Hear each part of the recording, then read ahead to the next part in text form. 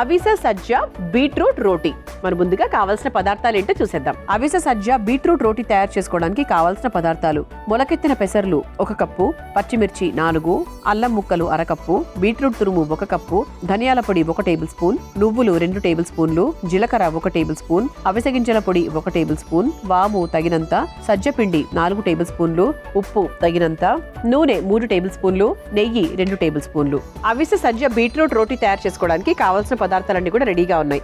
అవిసె గింజల పొడి. సో అవిసె గింజల పొడి అంటే B12 అనేటువంటి ఎలిమెంట్ ఎక్కువగా ఉంటుంది. omega-3 ఫ్యాటీ యాసిడ్స్ అనేవి ఎక్కువగా ఉంటాయి.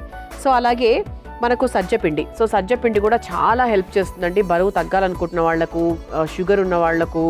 సో ఇలా ప్రతి ఒక్కరికి కూడా వెయిట్ మేనేజ్మెంట్కి దేనికైనా కూడా సజ్జపిండి హెల్ప్ చేస్తుంది. సో మంచి శక్తిని ఇస్తుంది. అంటే మనం 1-2 రోటీలు తిన్నా కూడా సజ్జ పిండితో మనకు చాలా హెవీగా ఉంటుంది, ఎక్కువసేపటి వరకు ఆకలి అవ్వదు, జీర్ణక్రియ కూడా చాలా మంచిది. సో మొదలు పెట్టేద్దాం. అయితే ఫస్ట్ ఏం చేయాలి అంటే ఇదిగోండి, ఇక్కడ మీరు చూస్తే కనుక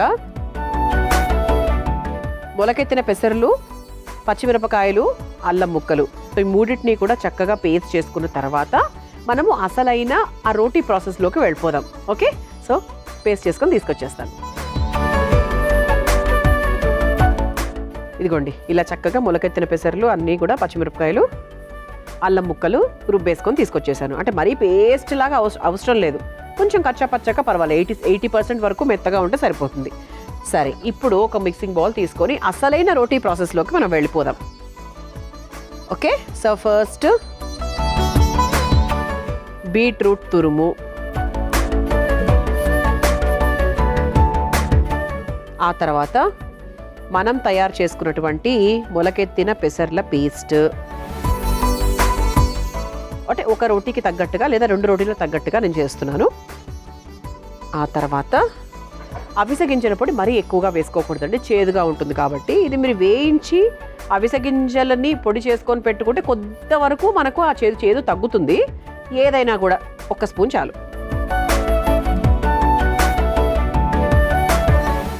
ఆ తర్వాత కాస్త జీలకర్ర,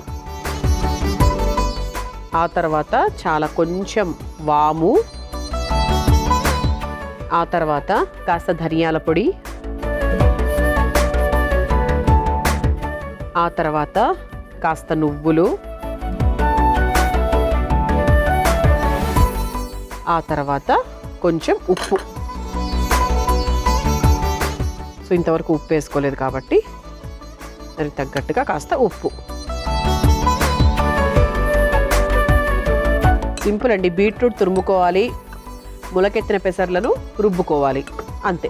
ఈ రెండే మీరు చేయాల్సినవి. అవిసె గింజల పొడి మనం వాడడం వల్ల ఎప్పుడు ఆరోగ్యానికి మంచిదే. ఇదనే కాదు, మామూలుగా మీరు ఎప్పుడైనా రోటీలు చేసుకున్నా కూడా, స్పెషల్గా ఏదైనా మేతి రోటీ అట్లా ఏమైనా చేసుకున్నా కూడా ట్రై టు యాడ్ అవిసె గింజల పొడి. అవిసె గింజల పొడిని ఏదో ఒక రకంగా మీరు ఉపయోగించుకునేలా చూడండి. అన్నంలో ఫస్ట్ ముద్దగా తింటాము, మునగాకు పొడిలాగా, అలా ఏదైనా ట్రై చేయొచ్చు. ఇప్పుడు దీంట్లో మనం కాస్త సజ్జపిండి వేసుకుందాం.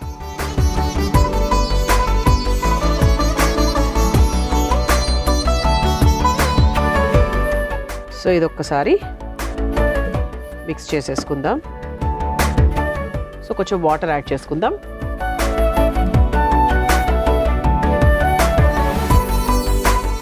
స్పూన్తో నీట్గా మిక్స్ చేసుకున్న తర్వాత ఫైనల్గా చేతితో చక్కగా కలిపేసుకోవచ్చు.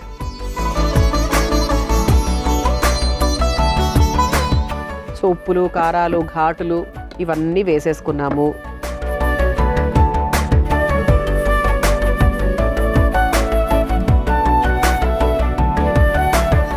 మీరు ఎన్ని పిండిలు వేసినా కూడా మనకు మళ్ళీ ఇది బీట్రూట్ కాబట్టి దాని రంగు మాత్రం ఎక్కడికి పోదండి, అలాగే ఉంటుంది. సో దీంట్లో ఇంకొంచెం మనం సజ్జపిండి లైట్గా యాడ్ చేసుకుందాం.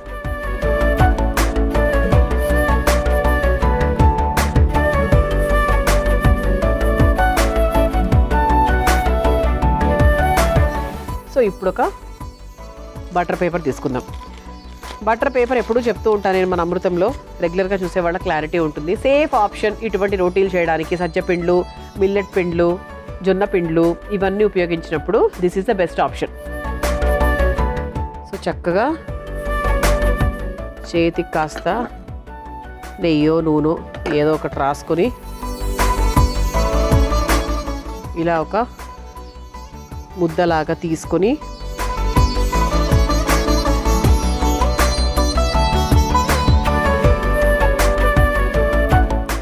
ఇలా బటర్ పేపర్ మీద వేసుకొని ఇది కొంచెం మనకు పరోటా లాగా మరీ పలచగా రాదు, అదే మన పరోటా లాగా మీడియం సైజులో వస్తుందన్నమాట.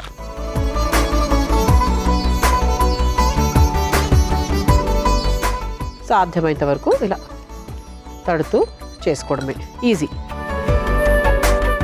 సో ఇప్పుడు స్టవ్ వెలిగించేసుకుందాం. సో ఇలా సజ్జపిండితో కూడా మనం చాలా సులభంగా ఇలా బటర్ పేపర్ యూస్ చేసుకొని చేసుకోవచ్చు. సో మీరు చపాతీ కర్ర పీట పెట్టి దానికి అతుక్కుపోయి టెన్షన్ పడి సజ్జపిండిని జీవితాంతం బ్యాన్ చేసి అలాంటివి ఏం చేయకండి.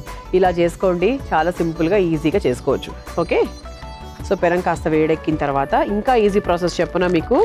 ఇలా ఉంది కదా, స్లోగా try to take out this paper. So ఇంకా హ్యాపీగా వచ్చేస్తుంది. ఆ తర్వాత మెల్లిగా అది కొంచెం అదంతా కదే కొద్దిగా కాలిన తర్వాత కదిలిపోతుంది. వెరీ ఈజీ అనమాట. సో దీన్ని చక్కగా నెయ్యితో రెండు వైపులా కాల్చుకోవాలి. అంటే నెయ్యితో ఇంకొంచెం మనకు టేస్టీగా ఉంటుంది. నూనెతో కూడా కాల్చుకోవచ్చు, ఇబ్బంది ఏం లేదు. ఎప్పుడైనా నెయ్యి కొంచెం మంచి టేస్ట్ యాడ్ చేస్తుంది కాబట్టి నెయ్యి.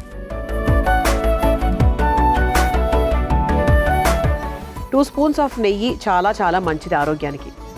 సో మీరు నెయ్యి అంటేనే ఫ్యాటు, నెయ్యి అంటేనే కొలెస్ట్రాల్ అసలు అనుకోకండి. ఇంకా నూనెనే కొలెస్ట్రాల్. నెయ్యి అనేది కొంచెం at least good fat. So stove off చేసేస్తున్నాను. సో దీన్ని చక్కగా ఒక సర్వింగ్ ప్లేట్లోకి తీసేసుకుందాం.